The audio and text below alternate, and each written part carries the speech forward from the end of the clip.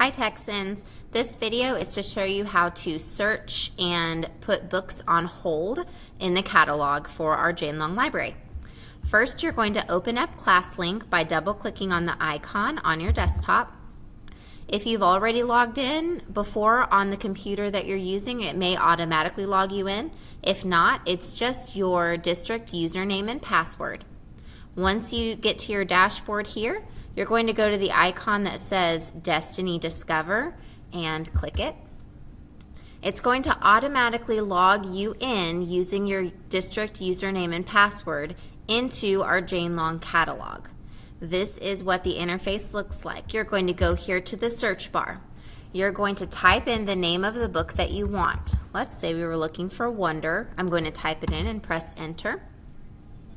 It's going to search our Jane Long catalog. You can see here that we do have the book Wonder. It is currently in the library. If it was not here, it would say out. And if I wanted to put Wonder on hold, then I would press the hold button. This is going to hold it under my name. Now, if I want to know what books I have on hold, I'm going to go up here to the top left to the hamburger. And I'm going to go down to where it says holds, and you can see that I have 2 items on hold. You can see that I have No David on hold and I have Wonder on hold. Now, if the item was in the library, it's going to say hold ready because they're going to assume that I'm going to pull it right away.